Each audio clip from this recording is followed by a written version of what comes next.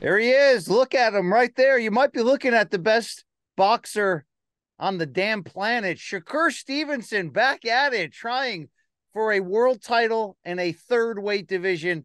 Thursday, November 16th, ESPN Las Vegas, Edwin De Los Santos in front of you. Shakur, you know I get fired up to chat with you. How are things going right now? Because a lot of people using your name lately. A lot. I hear it. So many people just cloud chasing me right now. But that come with the territory. Um, Now I kind of like drifted my mindset to know like uh don't even focus on it. I ain't really too focused on it. I'm focused on the positive. I'm focused on Edwin De Los Santos. That's who I fight in a couple of days. So I feel good. I'm ready. I'm ready. I'm in shape, ready to go.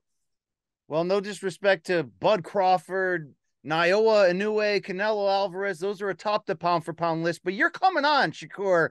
And we've seen the talent all along. A guy like De Los Santos brings big power. I mentioned the idea of a third championship, as many weight classes as you contend for the vacant WBC lightweight title. But how many more fights do you think you are away from potentially fulfilling the lofty status that we're talking about? When we say pound for pound king in waiting, we don't use that too often talking about somebody. Do you think you're pretty close to literally entering that conversation? Yeah, I think it take one or two real big fights and then I'll be like right there and then I'll probably have an even bigger fight that'll get my name in that number one spot. But honestly, I probably wouldn't even want to be number one until Bud retire. Whenever Bud retire, that's when I feel like, okay, now it's my turn. Then I need to go get it. So Well, you're 26 years old. You've been knocking on the door ever since winning an Olympic medal, making a lot of noise. You made a lot of noise of late as a pro. Let's talk layman's terms. Shakur, in your opinion, what makes you so special and dynamic inside the ring? I think that I can do anything. I think that I can fight inside the pocket. I think the part that they forget about is if I need to use my movement, like the back in the day fighters, like Sugar Ray Leonard did to Duran the second fight. I could do stuff like that. Uh, I can box. I don't think there's nothing that I can't do when I get inside a boxing ring. All right, third weight class. You made your debut at lightweight. You looked absolutely spectacular. Is there any difference at 35 from the Shakur we've seen winning world titles at 26 in 130 pounds? Yes, there's a big difference, honestly. I think the biggest difference is that I'm more focused. I think that I don't have to cut that much weight. Making weight is real easy for me. I just think it's a whole different focus right now. Does your power increase when you move up in weight? Yeah, I think it increased for me just because I don't have to suck down too far. So right now I'm feeling like I'm fighting at my natural weight class, and guys may be bigger than me, but they coming down from the 160s and fighting 135, and I don't think that shit work like that. I hear you. I hear you. A unique fight here in the sense that it's going to be a Thursday evening, 10:30 p.m. Eastern on ESPN and ESPN Plus.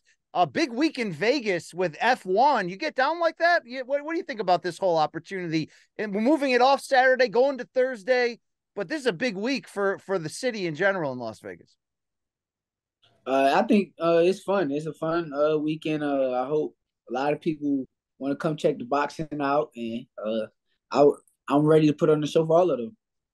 I like when boxing switches it up a little, gets off the typical Saturday routine, throws us nice curveballs like this. When you find out that the hard punching Edwin De Los Santos would be your opponent, what did you know about him? What do you think his style will bring to this fight? Honestly, before this, I think I seen him fight like one time. Like he was fighting against Joseph Adorno. I forgot what card that was, and I had bet on him to win, so I kind of checked it out. And uh, he's a good fighter though. Like he's a solid fighter. I can't take nothing away from him. I know that they say he's strong. That's what everybody say. So I don't know how strong he is until we get in the ring, but let's see. Let's find out. Yeah, let's find out. I'm getting fired up. I'm looking forward to this. We see a little back and forth with you and Devin Haney. It makes a lot of headlines in boxing. I think lately Liam Paro may have knocked you out in sparring. What the heck's really going on here, Shakur? Can you give us the real tea?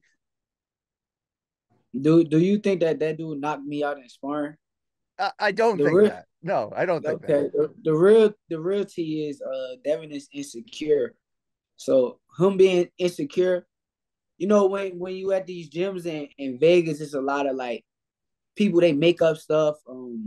They make up their own version of like how stuff go and all that kind of stuff. So somebody may told him some bullshit and he wanted to believe it so bad that um he don't know whether it was the truth or not, and he kind of went on the air and he went on Twitter and kind of like try to put it out there. But you could like, I would like for y'all to go interview Liam Paro, because I'm not even gonna disrespect him because I don't know if it came from him. I don't know. Uh, I'm not gonna disrespect him because he's quiet too. He ain't say Sure. nothing. But go interview him and ask him how do those sparring sessions go with me.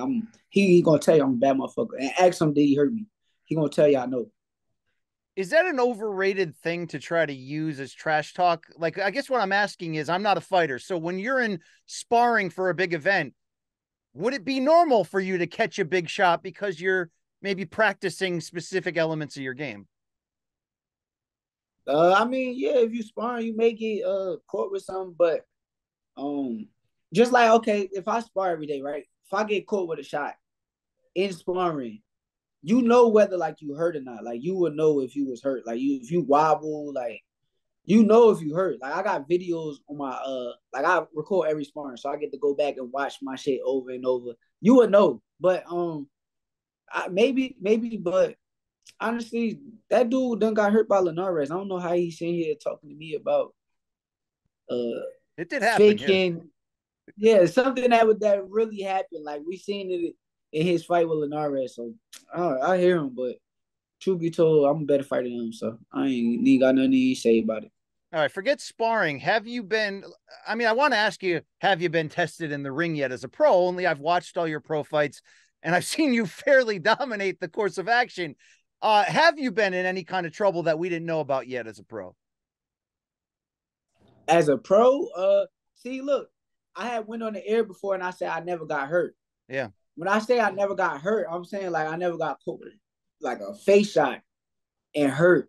Valdez, when I fought Valdez in like the third round, when he said he put me with a real good body shot, and it kind of like make me like take a little break, like I had to like let him know that I was still there.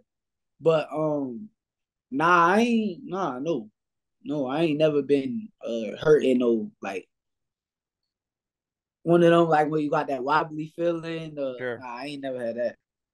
Uh, the business of boxing is what it is, a business. So when Devin Haney, who I thought after his big win over Lomachenko, after taking the undisputed lightweight title from Kambosos, I really thought you would be next. He chose a different path business wise. From your He standpoint, is that let y'all acceptable? know. Is that acceptable? I Is mean, that an I acceptable don't move? accept it, but he let y'all know off rip that he was going a different direction. When I jumped in the ring after his fight with Lomachenko, he like ran out of the ring instead of like staying right there and let's talk about the big fight that we had coming up. He didn't want to promote that fight. He didn't want to make it known that we were fighting. And I think that y'all should have took the clues right then and there. Y'all should have took the clues when that happened. So So is this not something that you could justify and say, well, look, he took big money. He's going to go fight a big name in pro grade, go into a different network. Can, as a fighter, do you cut no, through that and that's say, I know what really happened in your eyes? nah, It's that's a, what the media. That's what the media and all the super fans that love him so much is going to say and try to like turn it into. But truth be told, it was a duck because he had a decision. It was a decision that the WBC gave him. The decision was stay at 135 and fight me, or stay or move up to 140 and fight Regis. Now, if you and then he said like something about coming back down to 35. If you planned on coming back down to 35, why the fuck would you give up your belt to me. Why would you do that? That don't even make sense to me. Like, but that's the part that everybody keep like skipping over. They acting like it didn't happen because they want to be fans of him so bad. So it is what it is. It come with the territory. They're gonna see when it's time. I mean, that picture though, that viral picture of you standing in the ring after he beat Lomachenko, you look like you're looking him up and down like he's on the value menu and you're trying to figure out what late night stack you're about to take down. Yeah, because I know what I see. I watched that fight. As I was watching that fight, I had so many different opinions and um how I felt he was gonna do with me. It didn't. I think that I beat the shit out of him.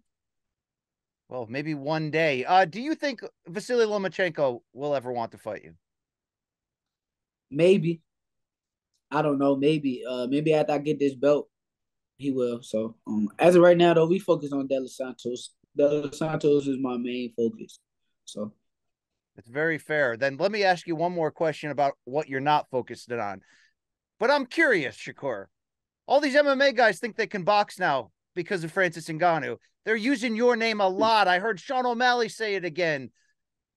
Well, how do you take this when you hear this? Because you've got much bigger, but real boxing plans ahead of you. But you also could make a lot of money if somebody wants to F around and find out. So how do you look at that? I look at it like this. If none of the real fighters want to fight, I wouldn't mind going to beat up on a UFC dude and letting them know to stay in their place. Um, I never said before that I would get in a UFC cage or nothing like that. So I don't know like how they trying to twist that, but that never like was something that I said. But that man said he could win in a boxing match versus top boxers. So um, I mean, make him stand on it. If that's the case, if we can't get a big fight with some of the big fighters, I say make them stand on it. Let's make a big match, me versus him in a boxing ring. Maybe I use one hand or something. However they want to put the contract, I'm down with it. Okay, with that said, what happened in the ring between Ngannou and Fury, in your opinion? Because it's a very inspirational story. I think, though, as real boxing people, we can't figure out, did Fury just not take it serious, or is Ngannou a special athlete? Nah, it looked like clearly Fury didn't take it serious. It looked like he wasn't the same Fury that I'm used to seeing. He wasn't throwing a lot of punches. He was moving, but he wasn't moving as much. It didn't look like he was like in great shape to me, but that's just my opinion. Maybe I missed something, and maybe Fury did train super hard, but nah, I don't think that he took that dude that serious. All right, you and Edwin De Los Santos, November 16th, Thursday night, ESPN, 10:30 p.m. Eastern. Very good fight for the WBC vacant lightweight title. At 26, if you walk out of that ring a 3-division champion, unbeaten record, what does that say about what you've accomplished? Because I know that you're not thinking about that. You're thinking about down the road, everything else you're going to accomplish. But what does this say about you up to this point? I mean, it just says that I'm a bad motherfucker. You don't know nobody that could really just jump weight classes and still